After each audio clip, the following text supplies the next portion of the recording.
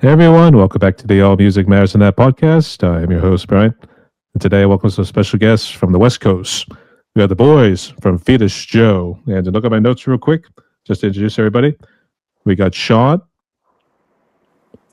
Dan, Daniel, hey. Danny boy. We'll do it that way. So, All right, sounds good. all right. Anyway, Dan, then we got Dillon, Yo. and then Brendan. Yep. All right. How you boys been recently? What's new? Pretty good. We're working really hard to get ready for some shows that are coming up and get some new songs together. So, very productive as far as, doing the music thing. We're definitely putting on the punk rock suits now. Yeah. And actually, just to fill you in, I actually saw you liked a couple of my posts. So just to fill you in how I found out about you guys. After I saw that, I checked out to see. And it might have also been just finding your on Facebook, actually. I might have stumbled across your page, but either or, I found out you guys were musicians, or it said musician band. So you at least started to look into that too. So I flipped the coin, it was 50-50. So that's why I reached out, and thank you, Dillon, for making this happen here too. So Yeah. No worries. Happy to get in touch. Admittedly, when we first saw you reached out, we were like, is this a scam? What is this? We're a paranoid bunch. So, the government is always watching. So but you got to watch back. we are actually Skynet in this case. So yeah, in that whole case. So I just want to fill you in there too. But which part of the West Coast are you guys hailing from? We are from Mount Vernon in Skagit County, Washington. We're kind of in the middle between Seattle and Bellingham. I guess how's it this time of year? Because it's been, I want to say unseasonably warm, but it seems like everyone's telling me that this is kind of normal for October weather out here. Yeah, I think so. It's kind of typical right now. Sometimes it rains, sometimes it's still sunny. It hasn't gotten freezing yet. Probably not going to do that until maybe late November. Yeah, it's very bipolar Washington, so as far as weather goes. I say bipolar. Jeez. That's one way to describe your state in a nutshell. So, all right, that's all cool. But to give you guys a little introduction right here, I'm going to welcome you all to my podcast. The way it's going to work is I just want to ask you guys some questions, get to know you more both as the musicians, but also as the individuals as well here too. So, you all ready? Yeah. All right. So we'll do Shawn, and then we'll just work our way down the line. So Shawn, Dan, Dillon, and Brendan can close it out. And maybe at some point we'll fix it up a little bit here too, depending on what instruments you're all playing. But all right. So Shawn, to kick it off here with the first question, I guess tell the audience what's your role in the band and how did you become a musician? I played bass. This is the third time I played with Fetus Joe. Started off just kind of going to local punk and metal shows. Saw Fetus Joe before I even played music. Got with some friends and we had kind of a metal band for a little bit. Played a couple shows with Fetus Joe on that. That band broke up a little bit later. Daniel was looking for a bass player and gave me a call. And it's been pretty good. Was it your parents that kind of helped you out in terms of picking up the bass, or did you jump around with various instruments? Exclusively bass, but yeah, pretty much just bass. I was sure if you start off when he was just a wee lad, and then like it was. I know there was actually those double basses you see like in orchestras, for instance, too. So I wasn't sure if that was the starting point there or what it was. Your traditional 4 bass string. So yeah, funny story. I started playing music and just picked up on punk and metal. Really got into rockabilly music and financed a double bass. So I had a stand-up bass for a while. Couldn't really find anybody that wanted to play rockabilly music, to be honest. And it took up a lot of room in my old house, and eventually sold it. And just stick with electric bass now. like I said, he could have been the guy in Mumford and Sons next before you know it. So, all right. Could have been a whole new world for us. Hey, we turn into a bluegrass hillbilly band before you know it. So, Yeah. Exactly. That's more marketable. I would say we get you to the big venues and maybe even some stadium shots, depending on like what Milford Sons is doing these days. So, all right. So Dan or Danny Boy, whichever one you want to go with, I guess. So what's your role and what's your backstory? Well, whatever you want to call me, I'll answer to. I'm very easy like that. I guess I'm the founder of this band. I play guitar, I sing, and I yell. Um, I don't know. Music's always been kind of in my life. My mom and my dad were really good, I don't know, aficionados about different types of music. So there was always music playing in my home. Like I like would go to local shows when I was in Nevada, and it kind of passed over to here, and music's always been a thing for me. So Have you guys kind of jumped around in various states, or have you all grown up in and around the state of Washington? I know I was born in Washington, and then I moved away when I was like 11, and I spent some time in Oregon and Nevada, and I think like a minute in Utah. But like I went to high school in a town called Hawthorne, which is literally a mile long and a mile wide. So a lot of boredom fueled what you're gonna hear from us. It's that way to fill the silence, to be honest, there too. Exactly. Otherwise it's vandalism, and that gets to you. And various noise complaints too at the same time. So, Right. but still stick with that question too. Shawn, have you lived in the state of Washington your whole life, or have you jumped around a little bit? Yeah, I've lived right here in Skagit County my whole life. Did a year working for national parks at Mount Rainier, then moved right back. I love it here. I don't see myself ever leaving. He does got the caveman look there too, so you could definitely see he's a park ranger. So, all right. I guess Dillon, what's your backstory and what's your role in the band? Right. Well, I was born in a town called Anacortes, which same area in Washington, except we're out in the islands, basically going from the San Juans, which extend from Whidbey Island, where we have a Navy military base, all the way out to Vancouver, Victoria, BC-ish area.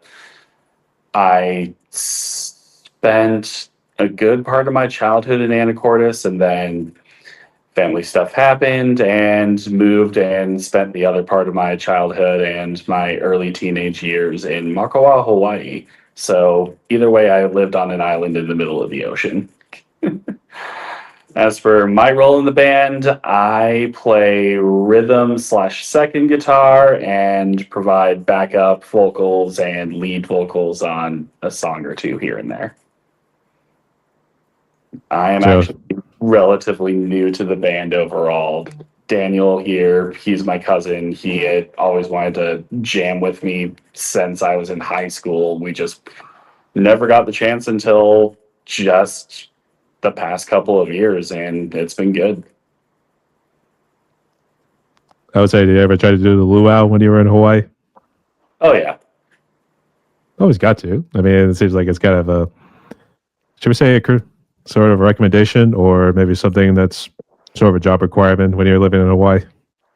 So, if you're going to go to Hawaii, especially if you're going to be a tourist, I'll just give the three things. Number one, always be respectful. Don't be condescending. Don't assume that you know anything.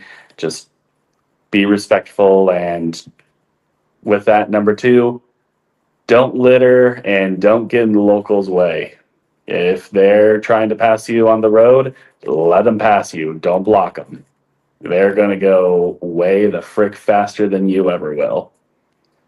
And as for luau's, I'd say Old Lahaina is the best if you're looking for genuine Hawaiian experience and history of just Hawaii. Otherwise, Sheraton's good. The Grand Wailea is good. A lot of them are still owned by locals too. In this case, Sheraton and Old Lahaina are owned by local companies. So if you're going to those luau's, you are supporting the locals and not just some tourist company or industry. Also, buy from local businesses. If you do that, the locals will appreciate that a little more. Shop local, yeah, that's what they would say. But I was going to ask, what made you come back to Washington? Well, the school system in Hawaii is not the greatest, if I'm going to be honest. So I decided at that point to move back here with my dad, graduated high school, but kind of lived halfway between both states for a good period of time until I went off to college in Idaho. And then I settled back here during the pandemic and have been working the typical job and playing some punk rock on the weekends. Need something for a little therapy session. So, Oh, yeah. I did. Corporate life kind of sucks sometimes. Yep. We need to let the aggression out every now and again, or just something we just want to say, or something to let the stress out. There we go. Something to let the stress out. So, yeah. I do have more questions about Hawaii and some other things. So, but I guess let's get Brendan's story. So, I'm assuming since we covered bass and 2 guitars, is he the one that hits things? Yeah, Very well. That's right. Yeah, I'm their drummer and the newest member, I believe. Yeah, so that's my job. My background, I have to say, I got into music entirely because of my dad.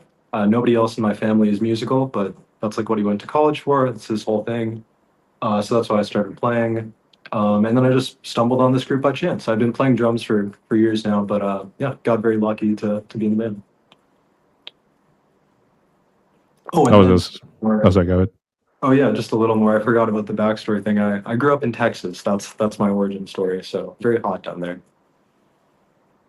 He wanted to move where it's cooler. So, yeah. Yep. So, did you try just strictly drums in the beginning, or did you kind of jump around a little bit trying to find some sort of voice that was calling to you? Yeah, I mean, great question. Definitely the latter. I only started playing drums like in my 20s. When I was in middle school, I played trumpet, and then I played bass and guitar a bit in high school. But it wasn't until later that I picked up drums, and it's like, yeah, the one thing that really like brings out, I don't know, passion in me. So I'm glad I found it. There's something when it comes to like hitting things, it just somehow feels like just punching for that sort of matter. So whatever you think about it. Feels good. But you say you found this group by chance. So was it like through social media when they put up some posts saying they were now hiring in a township near you? Sure, yeah. So it was through this like local punk and metal group. They do these like monthly meetups, and I had Yeah. been to a couple, and I just like sat down, mentioned that I was a drummer, and then the conversation, headed to like, oh, we're looking for a drummer. So yeah, just this kind of casual meetup, and it just came up naturally. Shout out to the Everetts on that note. They have been really, really cool to just network with. And it's fun to hang out. It's like a nice kind of, not everybody who goes to it are musicians. It's just a good time and, a game night basically, but a lot of fun. As soon as Brendan was like, yes, he was like, I was going to say, Dad, were you like, thank you, God? Was it one of those moments? For us. Yeah, for me too. Yeah, it felt very, very serendipitous. Yeah. That's cool. Is this, whenever you say more like the game night, do they have like various arcade machines, or is this sort of like a round table, like what you go with Alcoholics Anonymous? No, man, it's like, it's at a really cool cafe, and they have like, the guy who runs it, he brings like board games, and there are like pinball and video arcade games there too. So it's kind of a free for all. If you just want to hang out and chill and play like Mario Kart, fine. If you want to gather around and play the game, that's cool too. But it's always a good time. Everybody's super nice. They also have a vegan menu, which is surprisingly really good. For sure. Have you thought about going vegan, Shawn? No chance. Yeah. Can't do that. My wife was vegetarian for the first, I don't know, 10 years that we were together, and I figured if I was going to switch over, that would have been the time. But I like burgers too much. I mean, I do have veggie burgers these days, or just some processed meat that somehow looks like a little bit of a crab cake or something from what I saw. Like, I don't know if it was Red Robin or whether it was something with Burger King. I don't know, but they do what they call the Impossible Whopper, which is pretty much just a vegan burger. We were just talking about that. Yeah. So there is an alternative, Shawn. There is an alternative. So yes. There's still hope for you. So, but still kind of sticking with the scene here a little bit. Has there always been a good punk presence, or is it kind of a mixed breed, to say the least? I think it ebb and flows. Like Shawn here, he used to run a kind of similar thing where it was just bands connect from Skagit County. Yeah, like music promotion, go to shows and get a demo and then go on the website that I ran. We called it Local Scum, Skagit County Underground Music, and I just promote the hell out of the bands I really like that I saw at local shows. We put on a few shows ourselves. I think Scumfest, we had like 12 bands or something. It was a huge all-day concert that we did. And that was kind of before I got into playing music. For the most part, it was just promoting friends and bands in the area that I really liked and trying to get the word out. It was a good time. We're very much in support of people. We don't want to be gatekeepers. So if there's an opportunity for some up and comer come into play, if we know their music, we'll probably put them on the bill. It's a good band. So do you guys, I guess, Shawn, do you still do that whole thing on the website? I'm gonna go try. I don't want to butcher the county name or the township or whatever, but I mean, do you still do that website these days? No, let it go. And is, well, I don't know if I even want to say the name of the website. We called ourselves Local Scum, and so I guess I'll say it. We had localscum.com, and once I let that lapse, it turned into an adult website. So don't go to that. I mean, go to it if you want to, I guess. We will judge you. It's not for band promotion anymore, I guess. So he's no longer involved. I'm no longer involved with that website. I was gonna say, Lucky Charms would probably be the next name they'll probably call it before you know it. Or For try to think of something. Try to think of something surreal. Or actually, no, we should think of Def Leppard's song "Pour Some Sugar on Me" or something like that. Right. Yeah. Just actually a quick question. How far are you guys from Tacoma? It's about 2 hours away. You got a shout out to a friend of mine who lives out there. His name's Rich, and he does his little YouTube channel. And I think he's in a cover group now, but I'll go shout out to him. And I think Eric Cohn also lives in the state of Washington. I can't remember exactly, but I'll give those two a shout out. Yeah. So, Well, hi, Rich. Hi, Aaron. Eric, actually. Sorry, Eric. Yeah. All right. There you Eric, too. All right. That's all cool. So, I guess let's go ahead and jump into Fetus Joe. So, I guess, Dan, was this your idea from the get-go there, or did you kind of jump around a little bit? Yeah.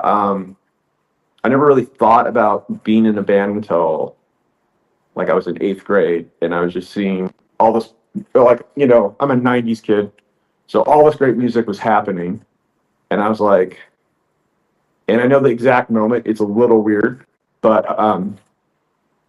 I am an insomniac. I've always been. And so I would watch late night TV, and I saw a performer play, and they were real good. And then I watched Jon Stewart, and they had Helmet on. And I was like, okay, if I could combine these two, this would be the best band ever. And I had to find a guitar. So I had an electric guitar with no amp for like years, and I would just sit there and work it and work my songs out. And that was like the start of it until I found someone. And then I was like, oh, you want to play music too? Okay, well, let's start doing this. So I've been doing this since probably my sophomore year in high school, and it was just rowdy kids making noise for a long time. Okay, I'm gonna ask the tough question here: is who's Joe? Oh, okay. I'll tell you the story. So I had a friend who she was having a baby, but she was very depressed. So I'd walk up to her and go, "Hey, Fetus Joe, how are you doing?" And to talk to her stomach, and just have a full conversation just until she laughs. And that's kind of it. That's how the name originated. And I kind of have my own view of it now. It's kind of like the average man at birth. So when your mind is open, you can be more perceptive to the world around you. So that's kind of my philosophy of it. But that's just mine. If you got something else on it, go for it. I mean, I was trying to actually type in Fetus Joe to see if you had any music, but that was on Spotify. Which are you guys against Spotify, or you just haven't released any material on there? I kind of am, but I don't know about everybody else. What do you guys think? It's kind of mixed for me personally. Like, I recognize Spotify as just another venue of being able to listen to music. I listen to Spotify whenever I'm at work just because, when you're at work, you're kind of limited in how you're able to listen to music while you're working through your work. But whenever I'm at home, I'm very much old school, just pull up iTunes and all the CDs that I've burned over the years and just listen to the music that I own. I think streaming is convenient, but ownership is forever.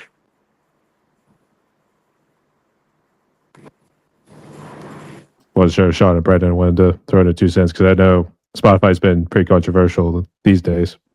Yeah. Yeah, I mean, I listen to Spotify. I don't know if that makes me a bad person for supporting them, but I don't care. To be honest, I don't care. Yeah, I don't use it personally. I have like my own like self-hosted streaming thing, but I feel like the way I see it, for like a punk project at least, it's not not make or break to be able to listen to it on Spotify. Like perfectly good for it just to be like CDs or just Bandcamp or something like that. Absolutely. It's not like an EDM project or something like that where you're trying to be the biggest audience possible. Yeah. Or even just dropping stuff on YouTube, which is kind of how we've been getting our material out there nowadays. In the past, Daniel can speak more to this, and Shawn can probably speak more to this than I can. But in the old days, it was very much, burn a CD or get yourself on some sort of cassette tape and start distributing that out. But nowadays, media platforms like YouTube go a long way in terms of just trying to get your stuff out there. Yeah. And I think too, if you're not just looking for likes, but people that actually are interested in you, you can find a good community online, and they will, since I would say last month, there's been people who've just been taking random songs and reviewing it and putting them on playlists and stuff. So I'd get links and I don't have a clue who this person is, but they did it, and it's awesome. And I am a pro grassroots kind of thing, do it yourself, figure it out. And I do feel that the streaming services offer that, but it's what you trade out of it. What rights do you lose to your art? And you're no longer, the more you push it out, the less connected you are to the original thing that you made. That's probably what Dillon was saying earlier, in terms of being old school with having that physical copy or just turning it on right there too. It's almost like he comes out of, I don't know what he does for a main job, but he gets out of the suit and tie, and then he just puts on the glasses and everything too, puts on the punk shirt and everything, and just starts whipping it. So yeah, headbang and all that stuff. So all right, so let's see. Talk about. I guess, have you guys done really any shows kind of in your neck of the woods, or have you kind of mainly just, I don't know if you're planning on doing any sort of quote unquote tour in around the state of Washington? Maybe go up to Vancouver? You could say that. Well, the original version of us. When I first got to Washington here, we played everywhere we could. We did a couple tours, and then a few years ago, my very good friend and our drummer, he said, "I'm done," and I just respected that. And now I'm like, I really need to do this again, and so we're starting up here, and we're booking as many shows as we can again, and we're gonna try our best to hit it as hard as possible. I don't know about touring yet because everybody's grown up and has jobs, but we'll figure it out. It's some way to pay the bills. So yeah, Yeah. that's a way. Yeah. So I guess how would you describe like your genre? Would you say you guys are more strictly punk, or do you try to incorporate other genres into your play styles?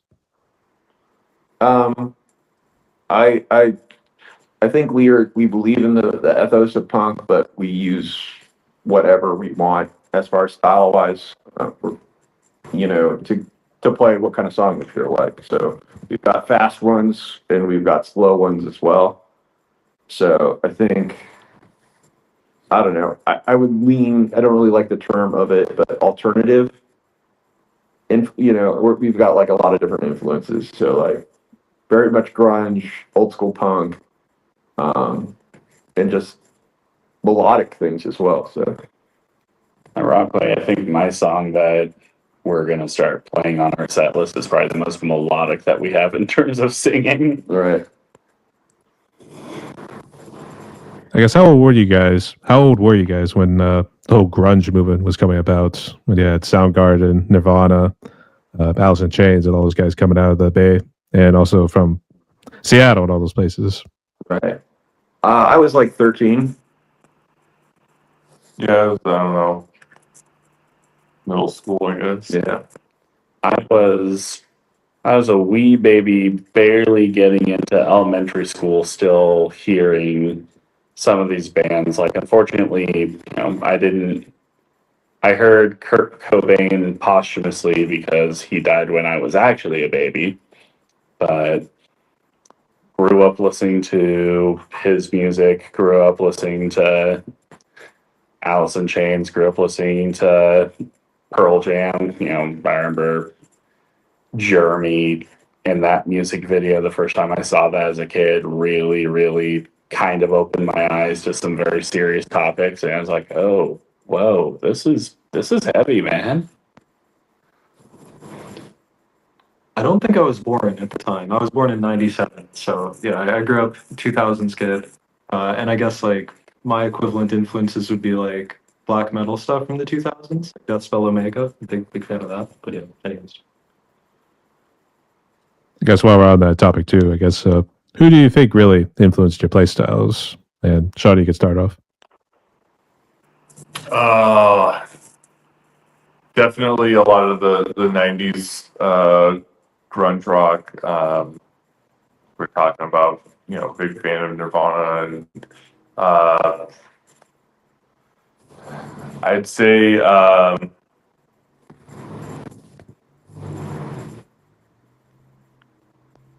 I'd go with Helmet, like Daniel mentioned earlier.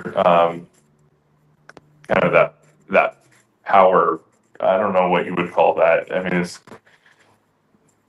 It's got like I don't know. it's that synced sound that just it just hits. It doesn't have any kind of.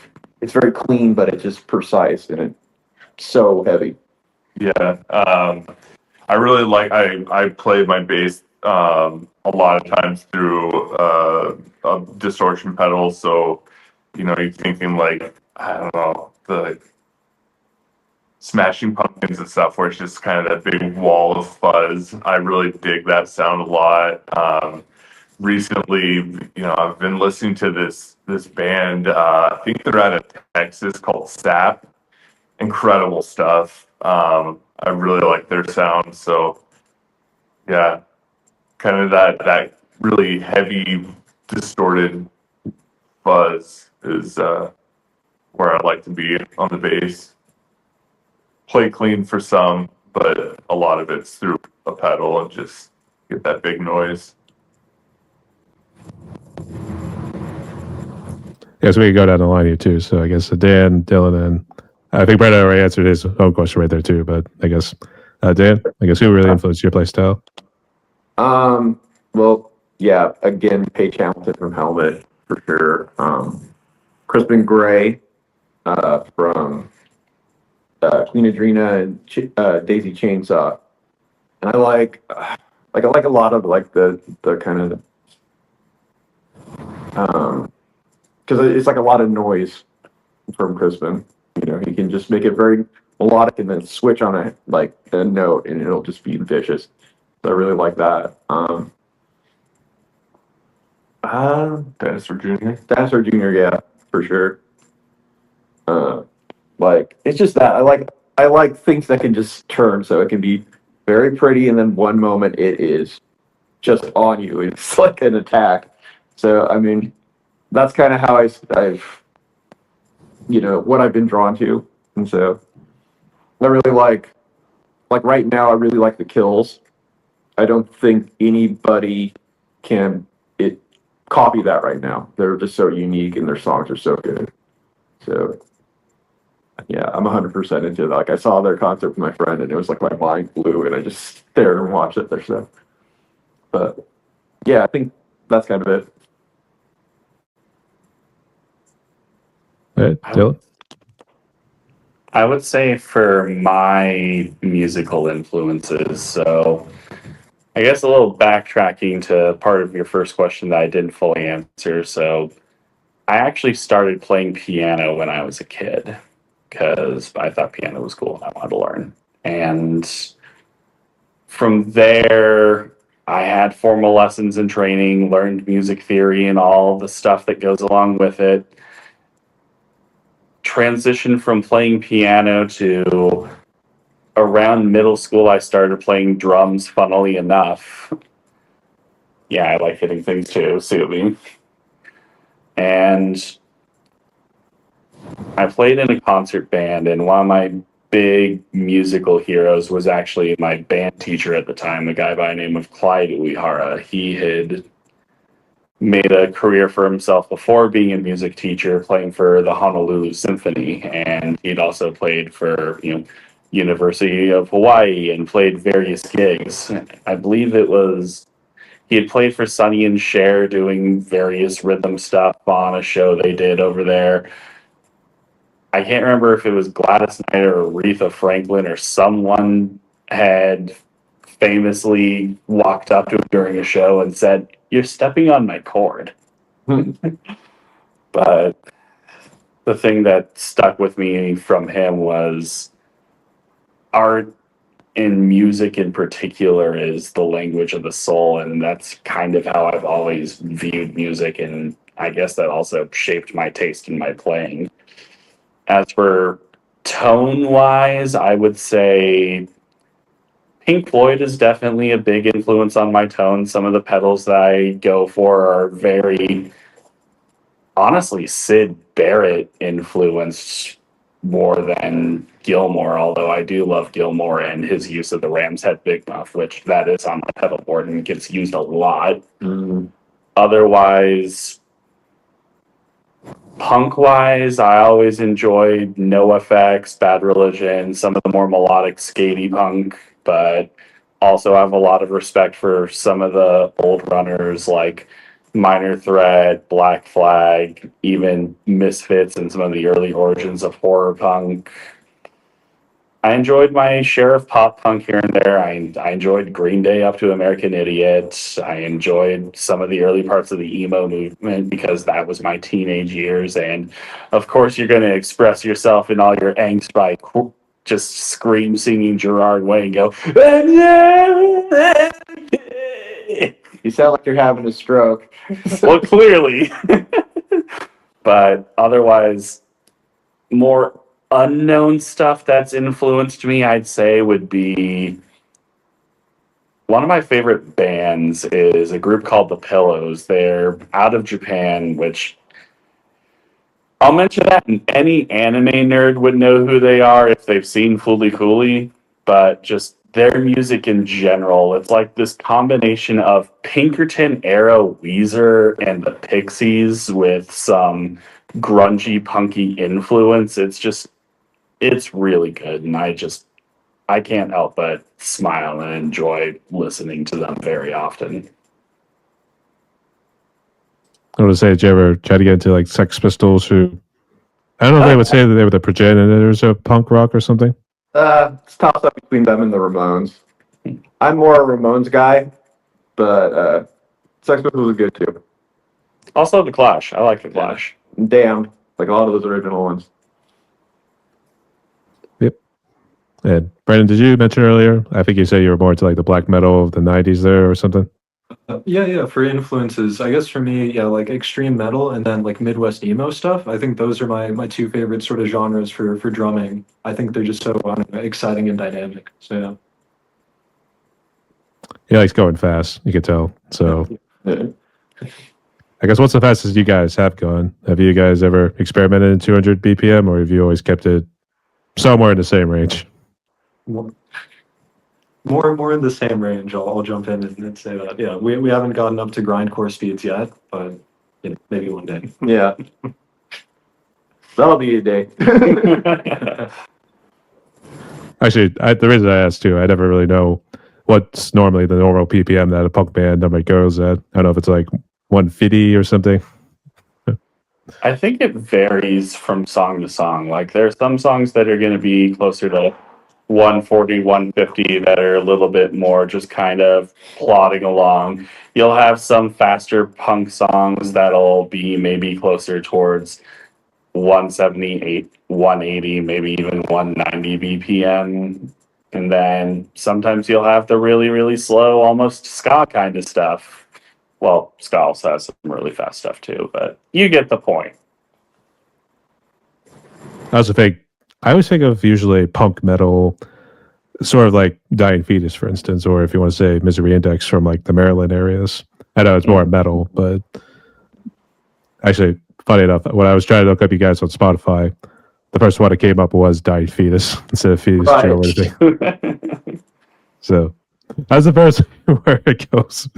So I don't know. I think people might get the wrong ideas when they're seeing anything with the word fetus in it, to be honest. Well, it's definitely evocative, and I think that's the point. I think two things. I think names for bands are kind of silly, but they should be attention grabbing. You know, so Fetus Joe works for that. You know, we try and play on a lot of things with that, with our logo and the name itself. Right. I get the idea there. So, but jumping to the next question, it does delve into the hard topic of COVID. So, I guess how bad was COVID for you guys, personal wise and family wise? And I'm not too sure what you guys were doing with Fetus Joe at the time, or whether you guys were doing your own projects at the time. So, feel free to share. Yeah, I'll hit it first.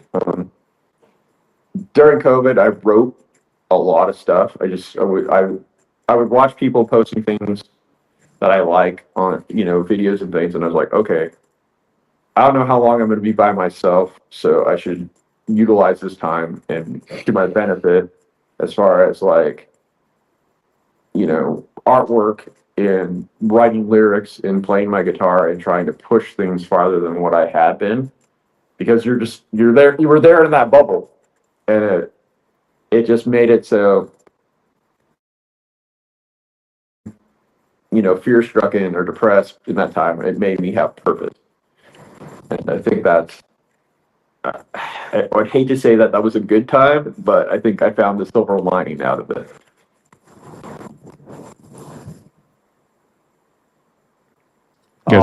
Speak a fair one, or whoever wants to go next. Yeah, I'll take that one on next. I'd say COVID was strange for me because it started during the last year of my college career. So we started hearing inklings of people getting sick while I was in the winter semester of, you know, early 2020. And then by the end of that semester was talks of lockdowns and talks of don't go outside, wear a mask, all the craziness that caused people to go kind of insane. And I don't really blame them for that. I mean, COVID sucks. People died from that. It's Yeah. heavy stuff. But Yeah, like the girl I was dating, she passed away, and not a fun thing. for me, I went on to do an internship during COVID, which was very strange because we couldn't go into an office. So we had to log in virtually every single day to try to have meetings and talk through projects. And I was, as an intern, trying to help the company that I was working for. And of course, now I'm actually working for, figure out virtual tools to be able to use in a very unprecedented time. It was weird. I finished out the rest of college online, and then because nobody was hiring, and unfortunately, the company that I interned for, they weren't going to be able to hire anyone because everything was at an all-time low. I really struggled for a while with just trying to live paycheck to paycheck off of DoorDash and Instacart. It was a real struggle. I think it helped me in some ways to build my perseverance and character and help me to focus on the things that are really important to me. So I do look back on some of that time with a bit of a sad fondness. It was also a time for me to actually indulge in more of my hobbies, start practicing and playing music again. I played a lot of piano and a lot of guitar at the time, and it did shape me into wanting to do music more consistently. And I'm grateful for that, even though I will say COVID sucked, and I don't blame anyone for saying that they had a hard time with it because it was a hard time. That's for sure. So, you guys, Brandon and Shawn. I'll jump in. So for me, let's see, COVID, I moved up here around that from Texas. And I quit my job and then spent about a year trying to teach myself to like write and record music and play guitar. Yeah, that's about it. Yeah, same as the others. I wouldn't necessarily say it was a great time, but I was able to get something out of it at least. And yeah, now I have some basic songwriting ability, so I'm happy with that. Yeah, I think, obviously things changed for sure, but I work for municipal parks department. Parks were still open, there were different regulations from the government on what we could keep open, but it got busy for me at work, taking care of parks, sanitizing things a lot more. So I wouldn't say it was business as usual, but things definitely didn't slow down for me. One good thing that came out of it was that the schools were online classes only for a while, and it gave me an opportunity to be able to finish off my degree.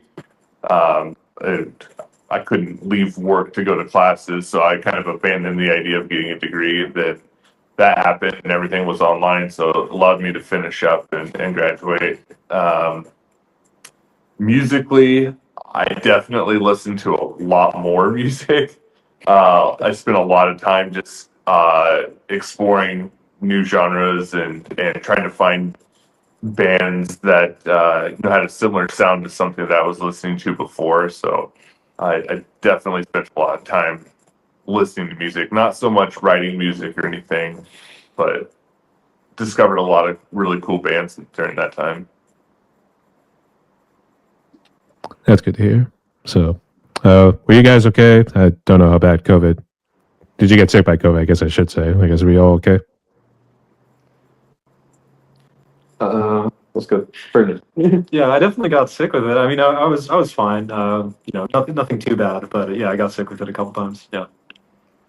I definitely got I got sick a couple of times. First with kind of, I think it was just before the Omicron variant, and then the Omicron variant happened, and it could have been worse. It definitely put me down and definitely felt like really bad sinus infection, but I've had pneumonia before that's really put me down in comparison. I think I kind of did okay. I haven't got it yet. I hope not to, but who knows? I was right, I got my vaccine, and it's, every time. So I'm trying to dodge that bullet. Yeah, I got it a couple times. It sucked, but got over it. Obviously, still here. What really knocked me out was the second vaccine shot. That made me really sick. I mean, fever. Thought I was gonna die on my couch, Well, but that was over in a day, so I did all right. did you guys have that? No, I got like a little groggy after the vaccines, but nothing crazy for me. Yeah. I definitely got a little lethargic, but I'd say I've had worse getting sick moments from flu shots than from COVID vaccines personally. Yeah, it didn't really affect me too much. I was like, all right, let's go. I tried to be a little mindful when taking the COVID vaccines though, because, I historically have had not the greatest immune system. I got sick really bad with influenza when I was a teenager, and that affected me horribly. I would get chronic sinus infections. It got bad enough that I had to get sinus surgery to solve a lot of my problems, which, thankfully, a lot of stuff has gotten better since then, but I'm still very kind of paranoid of, okay, I hear this vaccine is coming out. How is it affecting people? What is it really doing? And it's just on me to do my due diligence and research to make sure that I'm not going to be negatively affected by it. Yeah, that's the way to be, But I was not diligent. I was so ready to socialize with people. I did not do any research. Yeah. I mean, I would say I took the vaccines, but even when you're bar hopping on Broadway in Nashville, someone's bound to carry it. So, you're right. Oh, yeah. but all seriousness and all jokes aside, good to see you are doing well there, Dan. Dan, sorry for your loss. I'm Yeah. not too sure if you guys are still closed after trying to whole day thing. Yeah, it was kind of a fresh thing, and then COVID happened, and so we try to, do the Zoom stuff and all that. But yeah, it's a sad thing. She was really cool. She was a really good person.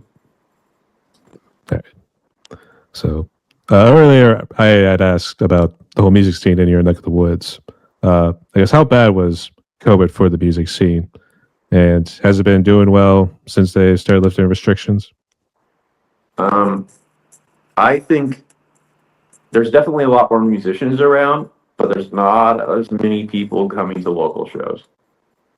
It's on a Friday night and you go just to a bar, there's like maybe 5 or 10 people sometimes. So I don't know exactly how to fix that one, but yeah, man, it's kind of crazy. I mean, it's kind of, I can understand why people are so afraid of it. I mean, whenever we would go out to a public event or something like that where we're going to be around a lot of people, my wife would encourage me to, have a mask just in case, because you never know what's out there. And I'm not surprised that people have allowed themselves to change to accommodate for that in the ways that they have. I don't blame people for staying indoors more often compared to what they used to. Because while things have gotten better and we've certainly been able to kind of normalize, and thankfully, life of disease, it will grow and then it will become more infectious and a little less deadly. Not to say that it isn't deadly, because, of course, but it adapts, we change, and we're able to eventually kind of find some sort of normalcy with things. But I don't blame people for being slow and trying to come out, but it does suck because I think we've lost that sense of community of going out, being with other people and supporting each other. And I think in the midst of our isolation from COVID, we've seen society become much more volatile towards each other rather than coming together. Not to get too much into that kind of stuff, but it changed us. Definitely changed the scene, sadly. Yeah, I can understand. And I guess, how big is your town? Is it fairly good size, or is it more of a smaller sort of rural town? I think it's fairly decent size. And it's interesting because there's like three towns that are kind of connected to it. So it's like you cross a bridge and then you're in the next town, and then it's kind of right there. So that makes up for the size. It's not a metropolis by any means, but you can, I don't know, I think it qualifies pretty well. Yeah, but Costco. We have a Costco. And we have a Red Robin for this moment. For now. Nothing screams America like Red Robin birthday, I tell you. It's like, I think, a little over 35,000. It's, I think, decent size. Yeah. Enough to be called the city. Just enough. All right. So let's try to get the scene back up and running there, folks. So I don't know. You guys want to try to make the magic happen? I don't know. We're placing the burden on you guys to make the magic happen, to bring the scene back to your neck of the woods. I'll bring people in kicking and screaming if I have to. I mean, let's shake some people out and have some fun. You know? I think Exactly. I think people are gonna start coming around a little bit more, especially as some of their friends who may become more musicians may start to want to get themselves out there. People will go out and support their friends at least, which is nice. And maybe I run with a different crowd, but I think it's back. I feel like it is. I don't know. Well, you're part of the underground, so that's why. Not necessarily for the music scenes or anything, but yeah, just on that point, I do feel like my experience like socially is, I feel like there was a couple of years where young people were kind of acting different, and I feel like most people are just back to normal. Other than people who are like in my sister's age bracket where, they're in high school when COVID hit, I feel like that just kind of messes you up for life. But anyways, other than that, I think people are chilling. Yeah, like the meetup thing that we go to, that, there's new people coming in and out of that. So I think once you find something that you really kind of calm onto, you stick with it. You have to put the effort forth to go outside, Actually, I was saying to the SpongeBob episode, I think he had injured himself, and he takes a hard gulp, and he's just ready to try to step outside, because I guess Sandy and Patrick were getting beat up by some gorilla that somehow breathes underwater. Right. So, all right. Let's stay strong, boys. Let's see what you boys can do in the near future here. So, all right. So let's go ahead and jump into the gear that you boys got. So, I guess, Shawn, you get started, and then we'll just work our way down the line. So, what you got in terms of gear? Yeah, I've got a basic Yamaha 4-string bass. Play out of a 410 cap. Nothing too fancy. Pretty basic distortion pedal. Yeah, nothing too fancy. That's it. He's a minimalist. He's a minimalist, yeah. I have like a knockoff Les Paul, and I play with a Fender Jaguar, and so those are my guitars that I kind of switch through. I love that knockoff Les Paul. I found it at a pawn shop for like $200 or so, and it's never failed me. It sounds so perfect, but and I mistreat it often, and it's fine with it. But for pedals, I got a Phase 90 and a Big Muff Pi pedal. And my go-to pedal though is a and this is going to get a lot of heat for it, but a metal zone. I like the versatility once you kind of mess with it. It gets so mean when you want it to be. And I play out of a Laney tube amp, you know. I like tube amps as a whole. It just kind of has a crisper sound to me, and you can get really heavy with it without any issue. So it's like kind of a given if you have that, it's gonna produce that kind of sound, you know. To anyone who says that the Boss Metal Zone's a terrible pedal with terrible tone, we say, have you tried switching the knobs? Yeah. Don't go factory thing. It's not a distortion. It is something way better. So just mess around with it and you're gonna get something awesome. I'll go ahead and go next, obviously, but Right. admittedly, compared to my more minimalist bandmates here, not to say that offensively, I think the fact that you guys are so dialed in on what you do is awesome, and you don't need to have a million things to sound great.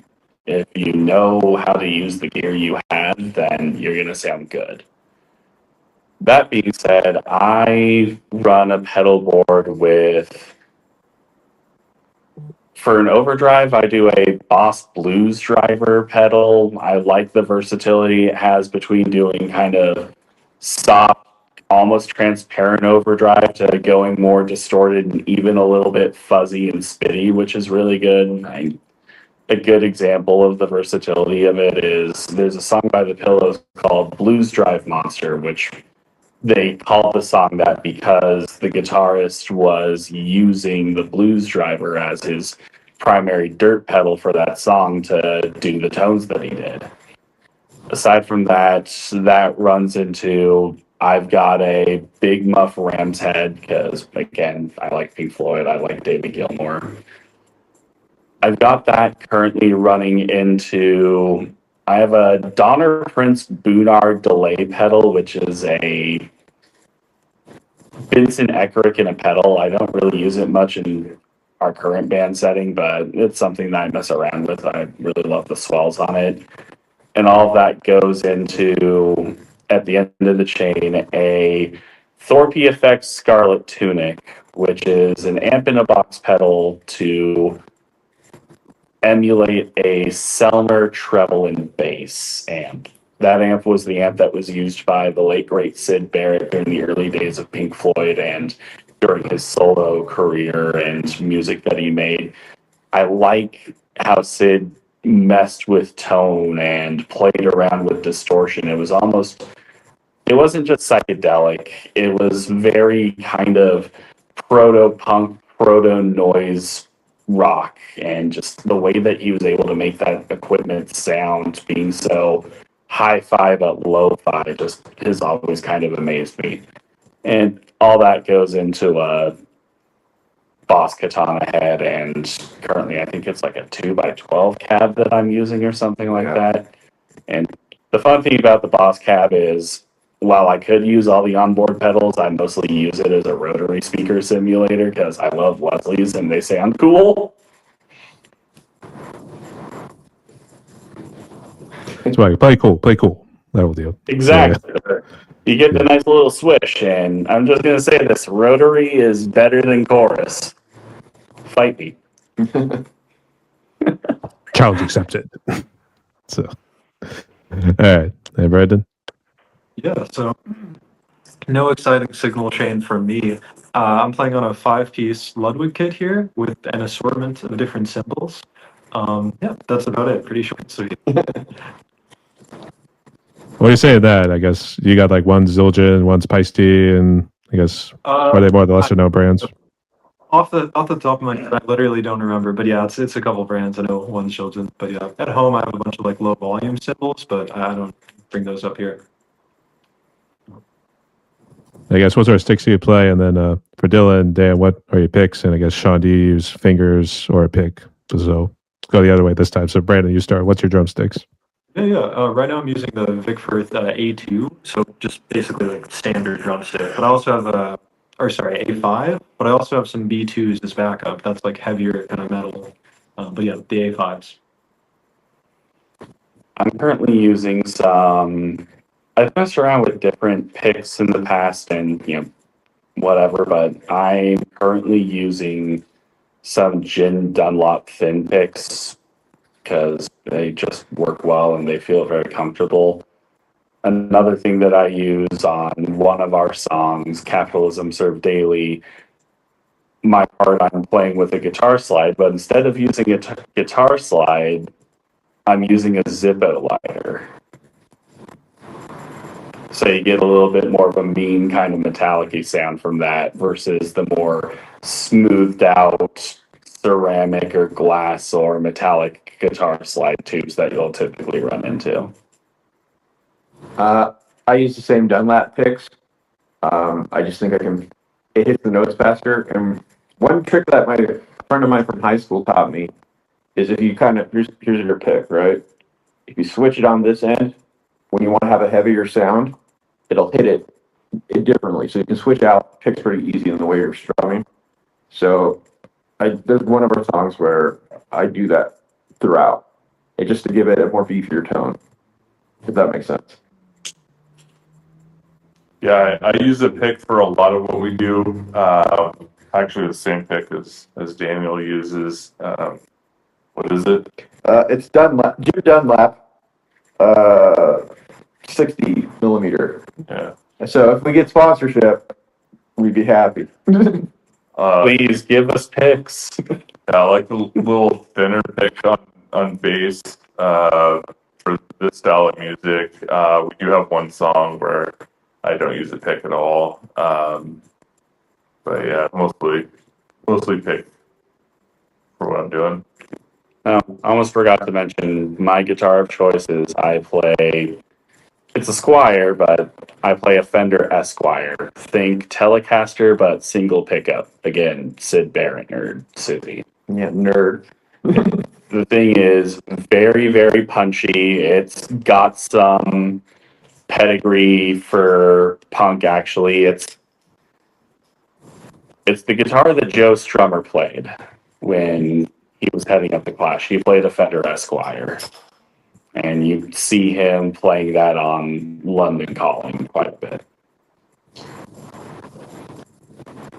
So don't let Dan insult you like that. You gotta be like, kiss my ass, that old deal.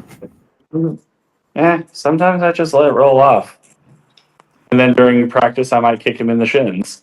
Well, we all fear the day that Dillon will turn on us and rule us like an overlord. So we're waiting for that to happen. You fear it, I embrace it. All right. Change is good, I guess. Infidels, that whole deal. So yeah, they just unleashed God mode or something.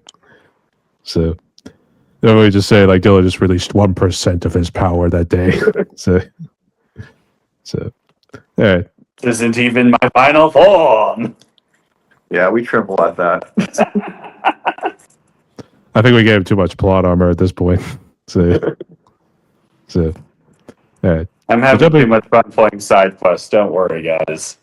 Oh, that old deal. Oh, this is more like the Dark Souls, or maybe we could also say a side quest like what you get in Red Dead Redemption or Skyrim, where you're just so busy doing all these things outside the main quest or something.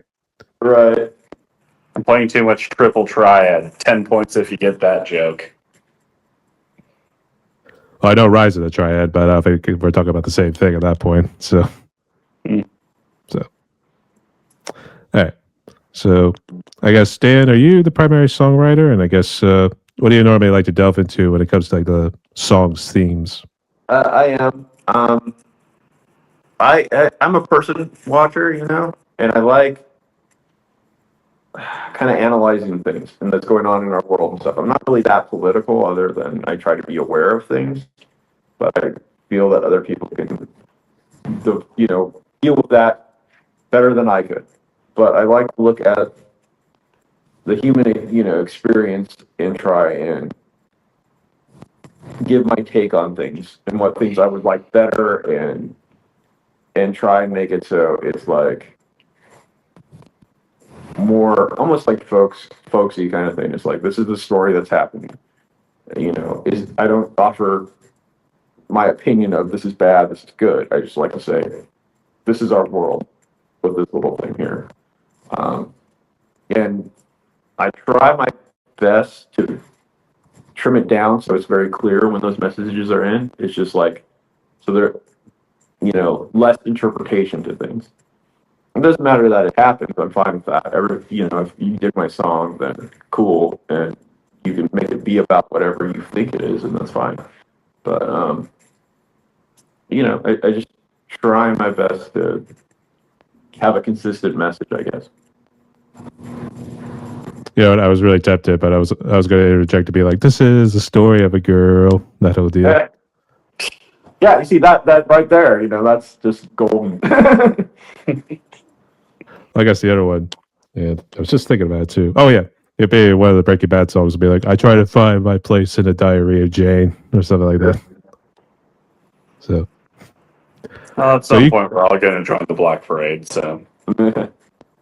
Okay, I get that one. So,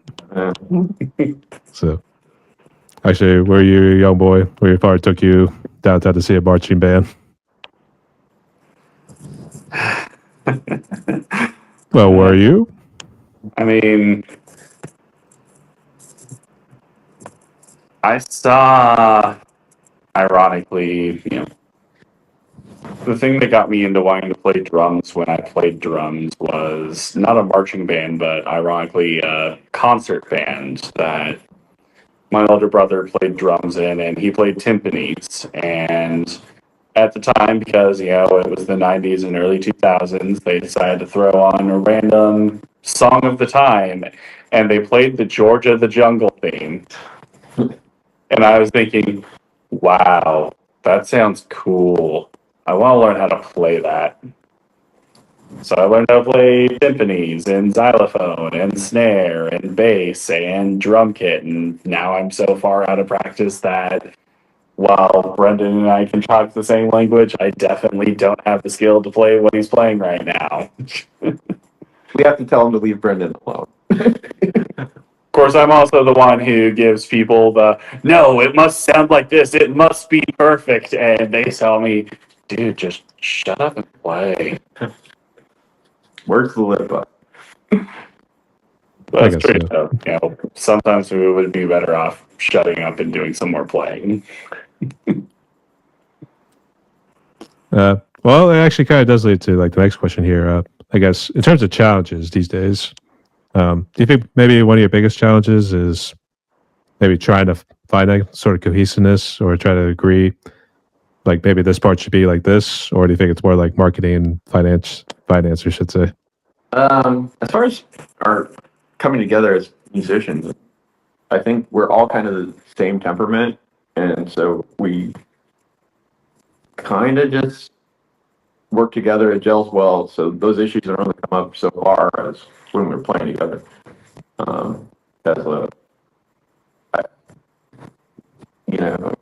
Coming up with no, it must be this way or that way. It's just kind of we work it until it makes it sound right.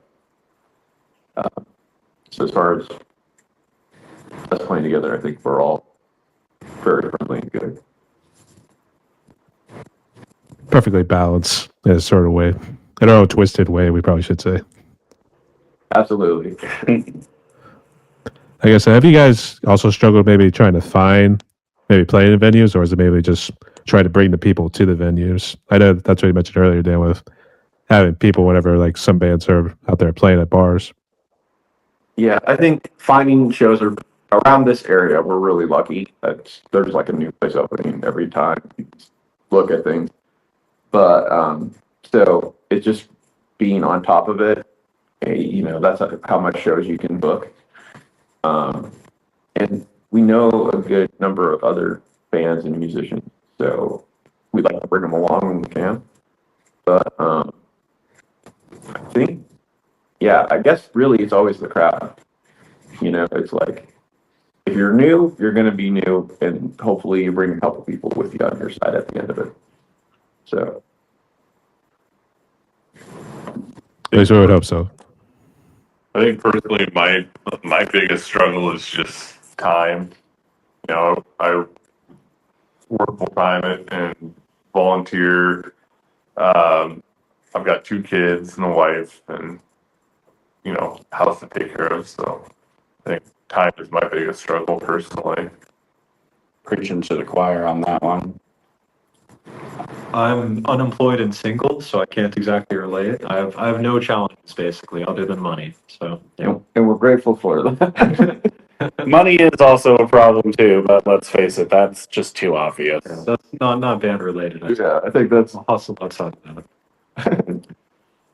I think more so money wise, because you can't get that high end gear. Because actually, I don't know if you guys do the whole mixing and mastering of your songs yourselves, or what do you have someone else doing it for you? for the most part, we've gone to studios to do it. So I feed my input when we were doing things, but I left it up to kind of the engineer. It's like, but so yeah, I mean, if we, I tend to. We're talking about doing like home recordings and things, but I think when we do like an album again, we probably will go to an actual studio. There's nothing wrong with doing things yourself, but I like mastering and the final finish of things to make it so it's something that really stands out. But at the same time, if we can record at a live show or whatever, we'll put out another live album thing because it's different. I mean, have the Focusrite for a reason, guys. Well, there's that. That's a 2i2. I do know that one. I know that's the real short ones. So Solo, actually. so Yeah, solo. It's a Gen 1 solo. Look at that. that's pretty cool. Yeah. Actually, I rolled the 18920 for the Focusrite, so we could definitely say Focusrite delivers when it comes to their products. Yeah, I've started messing around with this one, and I'm excited with what we can try and do with it in terms of just recording some of our own demos. I do agree that when it comes time to do a full album and put something out, we are going to want to do something much more professionally touched because, sound engineers, they are able to see and attune to things that we may not be thinking of as musicians. We may think we have a good tone, which I have a side tangent on that I'll get to. But we can come up with something that may sound good in a room or in a live setting, but they're the ones who are going to be able to make something that people are going to want to listen to through headphones. It's a very obviously different experience hearing something through speakers versus hearing something in person. Yeah, it's been also my experience with things. It's like you play your set. It's how it is. But when you're recording, like in a studio setting, people outside of you will have input, and if you listen to that, sometimes help. Changes the dynamic of that song. And there was a couple things like we added like vocals from movies and just like a tambourine at one point, and it's kind of very not in our circle, and it worked out great. Exactly. To speak, You start jigging with it. So yeah. Yeah. to speak briefly on what you had mentioned about do you feel bad about not being able to afford or have high-end gear? I mean, gear envy is always going to be a thing, I think, for pretty much anyone, because, people want to have what they want to have. It's just kind of a natural thing. We're all naturally a little bit greedy and envious. But what makes the difference is not the gear that you have, it's the amount of effort that you're willing to put into making the most of what you have. Before I got my Esquire, my first guitar was a Yamaha Pacifica, and I called it the wannabe Strat because, S-style guitar. But I spent a lot of time just trying to learn how to play it, trying to figure out my technique, and really working through. And no, I'm not a shredder, have never been, but I was able to figure out what I needed to do to get the kind of sound that I want and play the kind of music that I want. While I have gotten more pedals and more toys and things over time, again, you don't need to have a million things or the exact pedal or like, some clon or some, multi-thousand-dollar piece of equipment to sound good or to sound like the artist that you want to sound like. Yeah.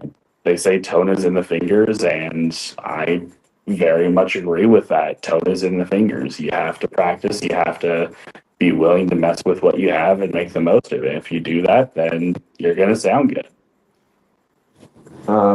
Like, every Christmas they sell those cheap Strats or whatever at Walmart. You can get one of those, if you're starting out, that's a great deal. You get an amp, you get a guitar, and you can start going, and I think, honestly, it's more about the drive of things than the talent in the beginning. It's because you can, like Dillon said, about putting the hours in and practicing and doing those things. All you need to do is have the instrument in your hand, and you can just create great noise, great sound.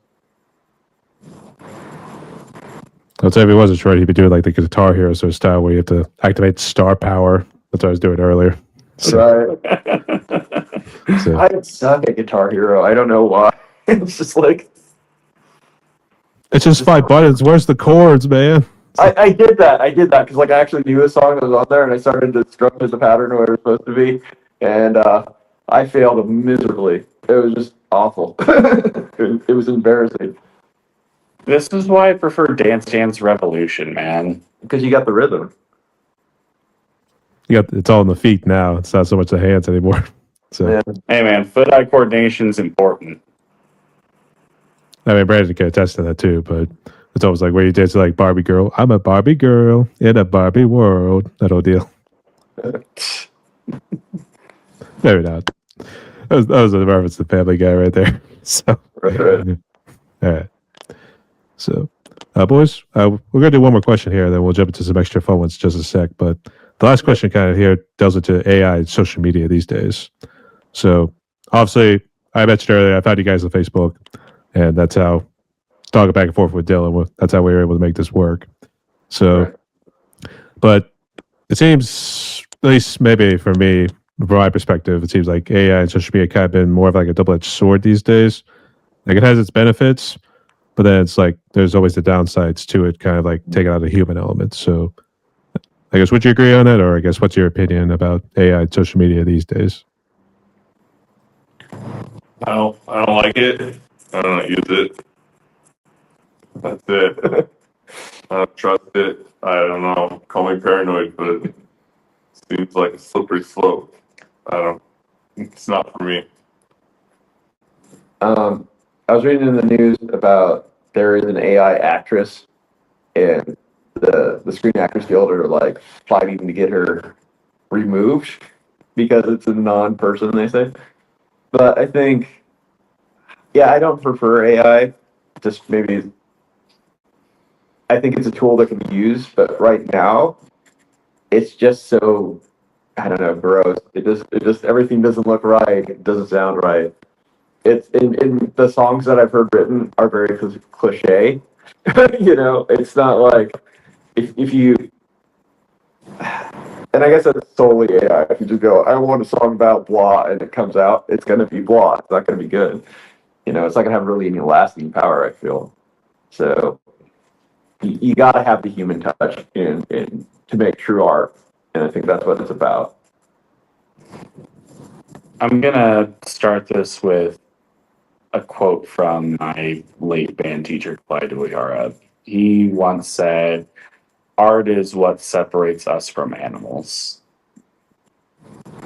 And I agree with that. Art is supposed to be expressive. Art is supposed to come from a place of almost a metaphysical place. You get that inspiration, you do things based off of feel, based off of experience, based off of these wordless things that you put into a visual or, an auditorial medium. AI, I think, is a useful augment when used correctly. I think it can be a good assistant if it's reined in and kept to specific parameters, but AI should never replace people, whether it's professionally or especially artistically. People call, AI art and AI music and stuff like that. You know, it's AI generated images. That's not art. And it's AI generated sound. That's not music. Although, on a side tangent, I think it was called like Obscurus Records or something like that. There's this one YouTube channel of a guy who's used AI to try and create music, and it's so uncanny and weird. I can't help but laugh at it just because of how dumb it is, but never will I ever really call that music of artistic value. But sometimes it's kind of funny to hear this little weird AI generated 80s song going, fuck yeah, it's time to take a shit on the company's dime. You know, but, a novelty is not art. Gee. It is a novelty, though. Hey, FCC, glad to get my one swear in. That's all good. We got First Amendment rights. So yeah. I guess Betty's Yeah. just gonna say all the above. Yeah, delighted to have the soapbox. I have a very uncommon take on this. So, like, before music, I always did like visual art on computers, like generative stuff and like 3D modeling stuff. And about like 4 or 5 years ago, I had this series of art projects that were using what's StyleGAN 2, so like an earlier AI thing to make images. But what I did was I wrote a bunch of software to like analyze audio files, basically to detect like the tempo, when chord changes are, when like percussion hits are. You pass that information into something that basically generates like a pathway of images for this AI thing to like interpolate through. So what I did was I collected like a bunch of images of mountains and volcanoes. So essentially what it looks like is whenever there's like a drum hit, the volcano will morph a little bit. And, I made it so that like in the chorus, the whole thing is like the whole thing is like oscillating. And then in the verse, it's more stable. Anyways, I'm being super long-winded, but I feel like it can be used as a super cool creative tool, but I've literally never seen another person use it in a way that I find to be like worthy of its use. I only see sort of people just like typing in, make a song like this or like make an image like this, but there isn't that extra step to use it as a tool. They're just sort of like, I don't know, pointing at it. I don't know how else to say that. Yeah. I'm gonna add one more thing. Like when Jurassic Park came out, that was really the first forefront of like computer generated images. And that was done really, really well. You watch that film, it still holds up, But there was like a sea of garbage where everything's like, this is our new tool and we're gonna use it. And and those films, because it was an easier process, are in the wayside. You don't really remember those things as much. No. And I feel that this is the new breed of that. So Couldn't agree more. I guess so. I guess going to Predator right there was like, do as I say at Fidel, that whole deal. So yeah. Or like digital infidel in this case. We should probably do it that way. So yeah. All right. I don't know what to expect at this point because I've always had brought it up. It's a little bit of a toss up because sometimes when you're on tight budgets, it helps with just get that sort of quick artwork out there for you. Maybe a little bit too if you need like someone to like fill in, do a little, maybe say drums for instance or anything like that. So it's got its uses. It can also help people who also have disabilities for that matter. So not to see what happens, but Oh, yeah. Like, again, AI is a tool. It's not a replacement, it's a tool. If you use it well and are doing good things with it, then you know what? Cool. But, use it as a tool, not as a replacement. let's hope it doesn't come to that, but we'll see what happens. But tread carefully, good soldiers. So right. all right. So boys, we're now down to the fun questions right now. So yeah, let's jump to the first one right here. So I guess outside of music and I guess whatever your main jobs are, I guess what sort of hobbies do you do? I like being outside, uh, going camping, duck hunting, fishing, taking my truck out on gravel roads, dirt roads, see where they end. Like watching hockey games, like playing music. I like a lot of art. I like to draw. I sculpt like Halloween masks, and stuff. And it's fun. It's utilizing everything to make those things. Like we do nerdy stuff, like go to play D&D every once in a while, and I like going to conventions and kind of being in that environment. I like seeing people like kind of takes on different costumes and things. I think that's really interesting. But yeah, I don't know. Mostly somebody calls me up and I go, okay, I'll go do whatever. So I'd say obviously music has been a hobby of mine in various different forms, whether it's playing it or listening to it or going out to see shows. I mean, just this year, my wife and I, we went to go see My Chemical Romance, Speaking of the Black Parade. And then immediately the next week, we went to go see Baby Metal and discovered a new band that opened for them called Bloodywood. That was really, really cool. But aside from that, spending time with my wife is something I always enjoy doing. And I enjoy a good book. I enjoy a good movie. And I definitely enjoy games and other nerdy stuff. I recently replayed and rebeat Final Fantasy VIII, including killing the Omega weapon, which is a giant pain in the ass. And then, aside from that, just finding and trying new things, especially food. I like food. Food is a hobby. Food is a hobby. I mean, +1 on there. I'll start with that. Will be my first hobby as well. I eat every day. And then I guess motorcycles. I ride a bike and I like to work on it. And it's a lot of fun for me. Let's see, other than that, I like movies.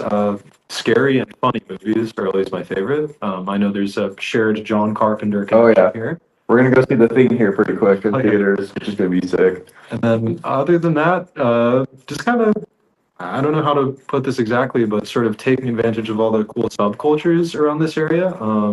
Yeah, there's like lots of groups, lots of types of people up here that weren't in Texas. So yeah, meeting new people.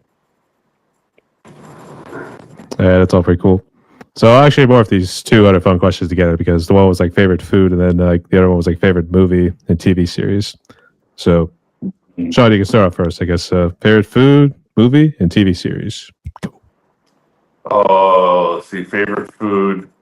I'd say fish, kind of seafood, really.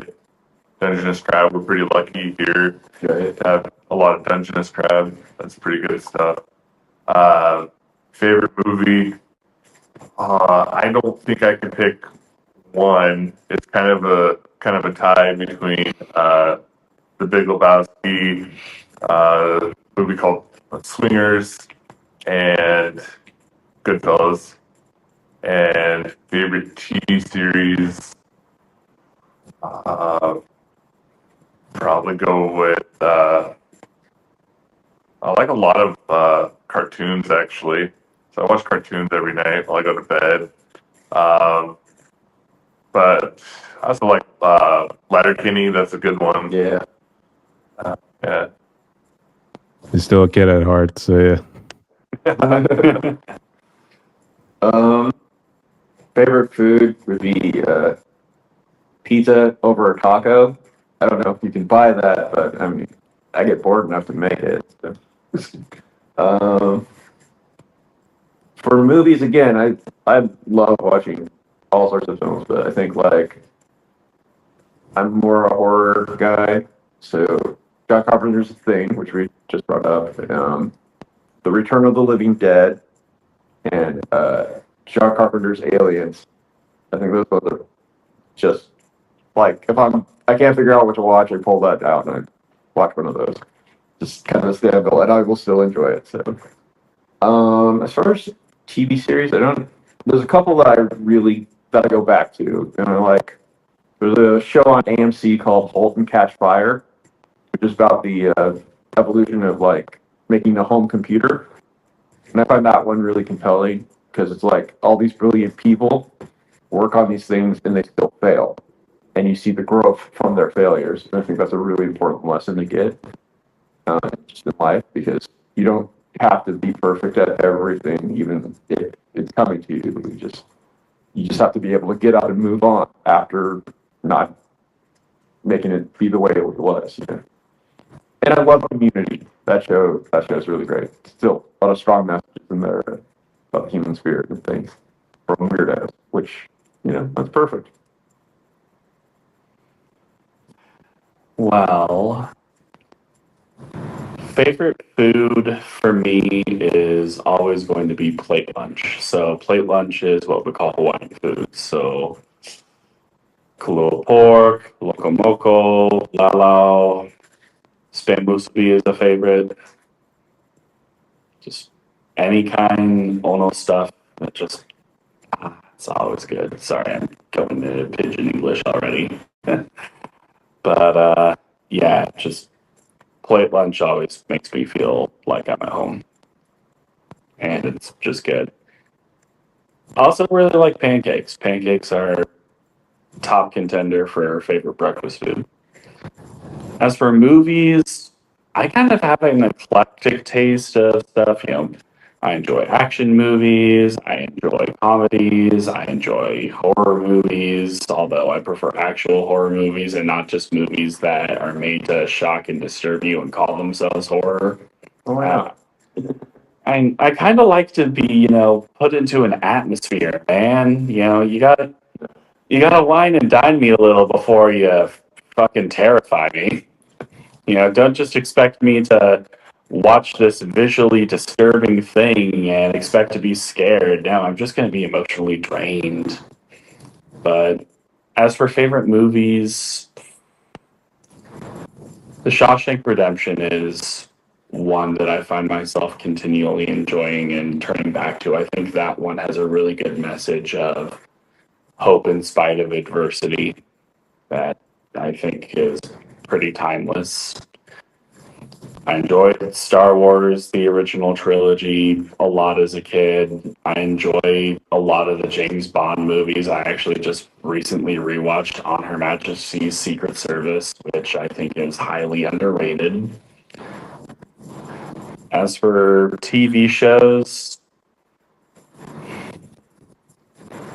my wife got me to watch Extraordinary Attorney Woo on Netflix, and that was a really good show. Aside from that, I grew up with, cartoon-wise, I actually grew up with some old stuff. My favorite cartoon growing up was Johnny Quest. All right on. And obviously, I watch quite a bit of anime. If I had to give my top 3 recommendations to get into watching anime, I would say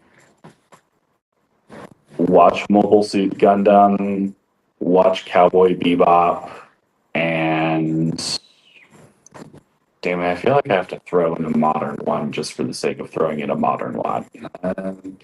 Watch 86. Please watch 86 so it gets a season 2. Yeah, that was Watch 86.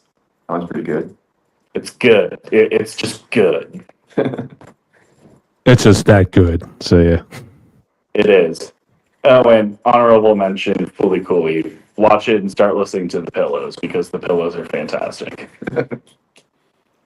Nice. For me, yeah, also got to go with a comfort food from where I'm from, fried soft-shell crab po' boy, or maybe a fried oyster po' boy, but definitely a po' boy. For movies, I feel like it's hard to name a favorite, but what is sticking in my head in the moment is Chinatown, starring Jack Nicholson. Love that movie. TV show, I'm going to give 2 answers. For Western, definitely The Simpsons by a mile. Love The Simpsons. For Eastern/anime, I'm going to go with Serial Experiments Lane, which is super moody, super vibey. Very cool. Yeah, that one's really good. Such a good show. I'd say, as soon as you said Mobile Suit Gundam, that just brought so much nostalgia back to it when, I tried to get those collection sets and I tried to build them together. And boy, I don't have the most delicate hands, so those things did not turn out very well. So you wanted to look for the ones that were already built, and he just put it together, just put it on your shelf. But those were fun times. I love it. That was great. That was a great series. Yeah. And for the last fun questions, I guess want to give any shout outs to any bands you've been listening to recently, or I guess I don't know what you're listening to in terms of music wise, in terms of if they're indie or mainstream.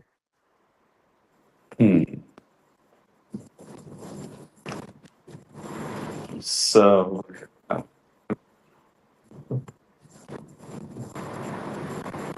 definitely a shout out to just in general, the Skagit Valley music scene as well as the Everett music scene. There are a lot of really good people that we've gotten to meet between both who are all just trying to make their way and just do their thing and have fun with it.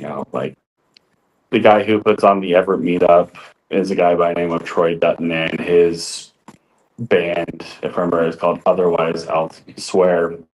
They've got good stuff. He's a good dude. They put out fun things up in Skagit. We've got a friend who he runs sound for one of the bars in town, which we're actually going to be playing a show at this month. And he's in two bands. One is a bluegrass group, and he's also a vocalist for an old school kind of like thrashy, really dirty metal band called Entrails, which has been around since, early days of the scene. These two know Entrails far more than I do, but just to anyone who's just out there in the music scene trying to get yourselves known, you have my respect. Not a local shout out, but big shout out to Post Bag Productions out of New York City. They're friends of mine doing alternative experimental R&B. So check that out if you like that. Oh, Isaac Rauch, good friend of mine. Love his music.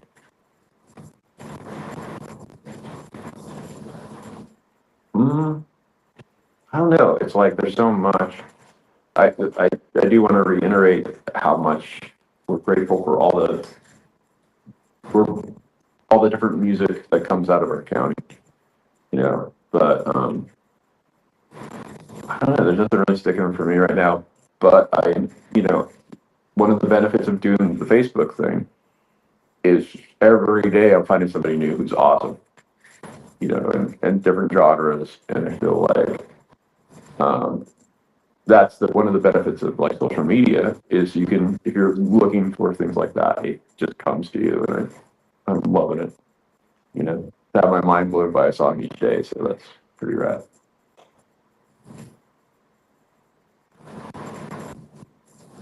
I'm not so much a band shout out, but musician shout out. Just Knowlton from around here. He's done a lot of cool projects within a couple different bands, a few different bands. With the next person I want to shout out, Sam Carpenter. He's done a lot of punk and did a two-piece black metal band that's pretty rad. Yeah. With Jess. He's trying to think. Matney Cook's awesome. She's playing a lot of really good music. In her side band is Nobody's Peach, which is really good. If you're into like, it's like folksy country. What was the name of the band? Nobody's Peach. Nobody's Peach. Okay. Yeah. Is there a peach or peak? It was one of those two. Just wanted to make sure. Right. So, all right. Thank you boys so much for sharing right there. So we are almost out of time, but I guess we do have one more question left. But before we jump into it, would you guys like to ask me a question real quick? We'll do one apiece if anyone's got anything. How long have you been doing podcasts or things like this? About 4 years. Started back during the COVID of 2021. Officially, we should say, because I was kind of weighing my options during 2020 when I started my YouTube channel, just doing drum covers, that sort of stuff. So, one drummer to another. keep rocking on, Brandon. So Uh, really was quite by accident, but I don't know what really it was, but I just kept researching a topic of podcasts, and when I saw other, you can say like Joe Rogan, for instance, but I think a couple other friends of mine were kind of doing like their own little, it's a talk show, but maybe it was also like a podcast in a way. It was like more of like a casual conversation. So oh, that's cool. I needed something to do. I was bored and I needed something to diversify the YouTube channel as well. So Oh, I'm curious. I have a question. What personally, what is your favorite and least favorite genre of music? well, definitely favorites is usually anything in the metal. So anything in the metal world. But I could throw in a little bit of punk every now and again with the rock and well. So least, as much as I respect every and all music, since the podcast is all music matters and that, Yeah. I can only do rap and really sort of R&B and any other stuff. If it's at the club, I can't do it in a car or just by myself or anything like that. I need that at a club. That's the only time I really like that genre. Because if it's you just want to go up and dance, to say the least. Right. I suppose that's fair, although sometimes you just need to be able to scream and yell, fuck the police in your car. You know? Like you do. Well, then that'd be Body Count. That would be Ice-T then. That's also a good one. But if I'm going to throw a question your way, maybe this one might be a bit of a curveball, but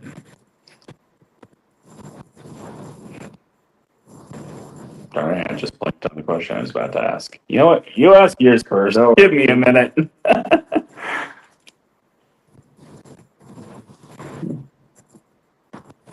Yeah.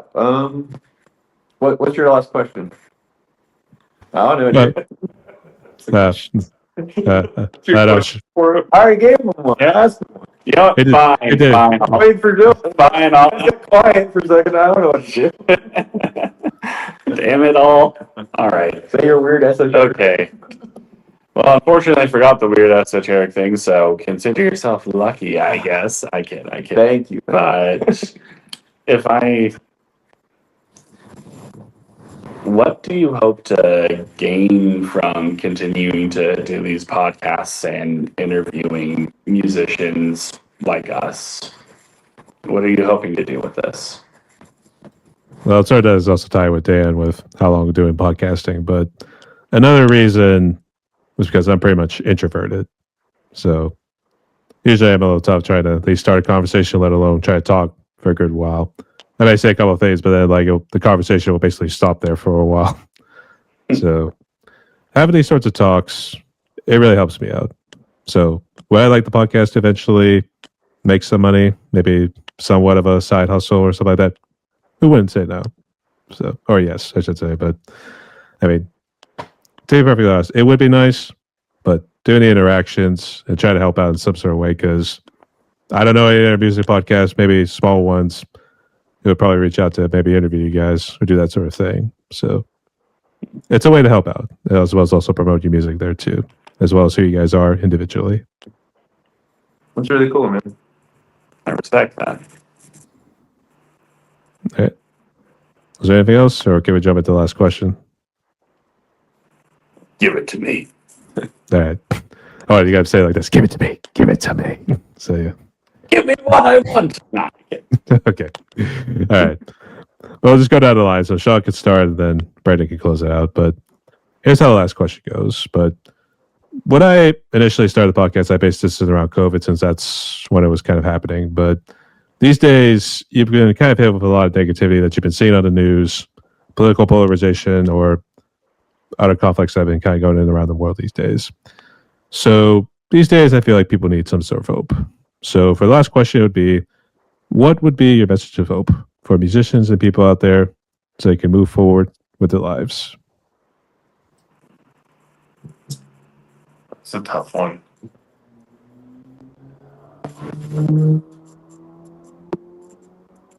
I think, well, so much a message of hope, but just, I guess, advice is, everybody has a different opinion.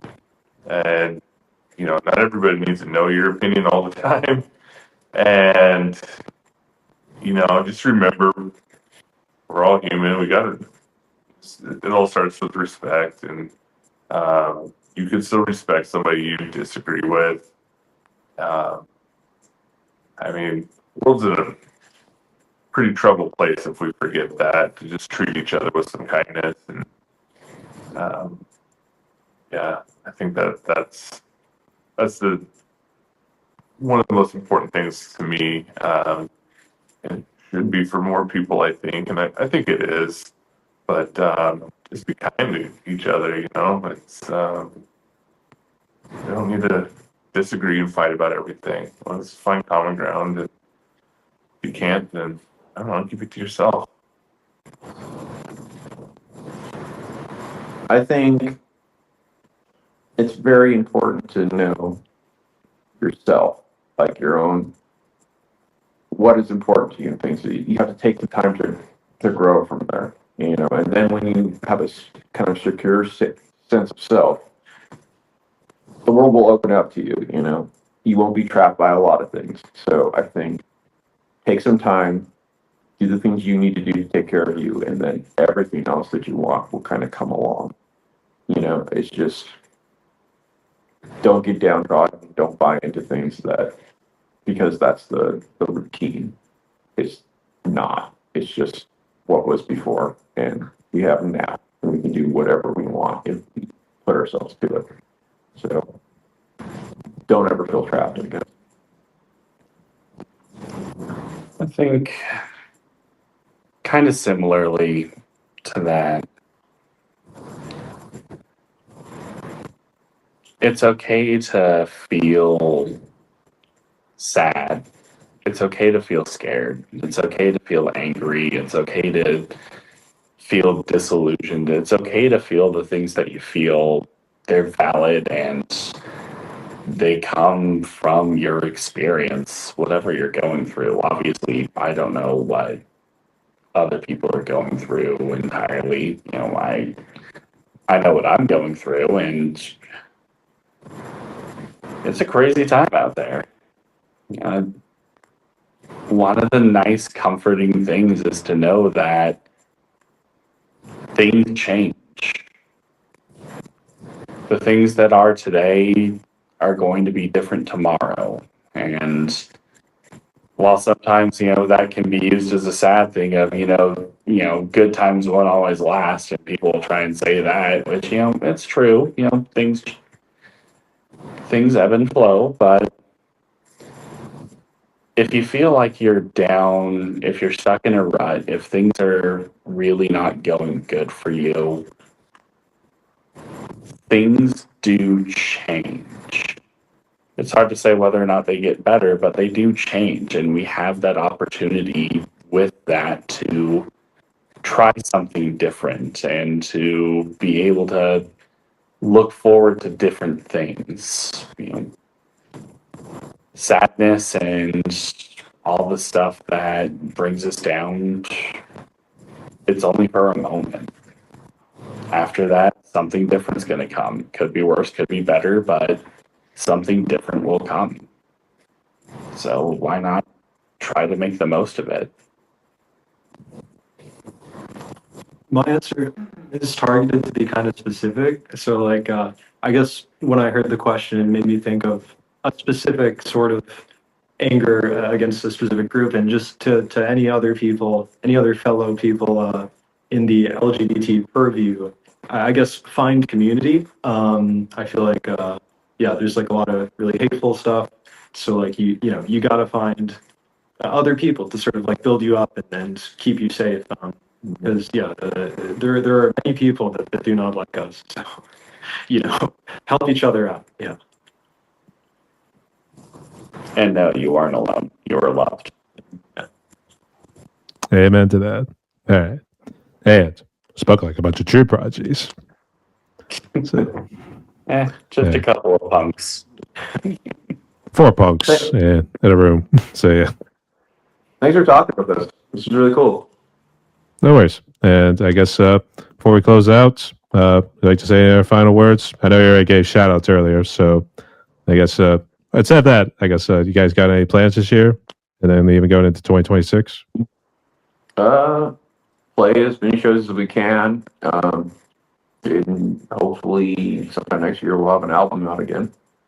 So if you want to check us out, we're on YouTube and we're on Facebook and Instagram. And I think there's a Bandcamp as well. So Yeah. give it a listen.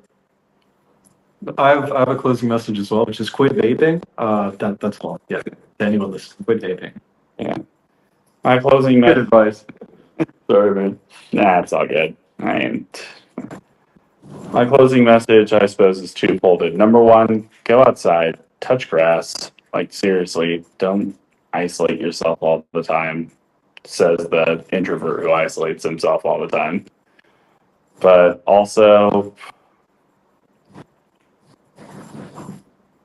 life is better when fueled by dreams rather than just the need to survive. For sure. And watch Gundam, damn it. Hero, Duo, Katra, and all those guys, Wu Fei, and Troa. So yeah, Shit was my childhood. By the way, Brad Swale, the guy that voices Amuro, Ray, and Katra, is one of the realest motherfuckers out there. Dude is so chill. I've been into that. I don't know about any of the voice actors, but I do remember that was a killer show way back in the day. So it formed my childhood too. So, all right. So let's close out like this. Everyone, today I had the boys from Fetus Joe, and we had Shawn, Dan, Dillon, and Brendan. They all hail from the lovely state of Washington right there too. So make sure you go hit up all socials, all streaming platforms and everything. Keep your eyes open for any new material. I think it might be more of next year at this point, according to Dan. So we'll see what happens at this point. But nonetheless, go hit them up. Let's go support our brothers out there too. So everyone, thank you again so much again for coming on here too. So you all stay safe because you know there's one pretty fucked up world out there. Rock on. And the last thing, I just did a quick post from y'all. Stay tuned, y'all. Keep rocking the fruit. Thanks.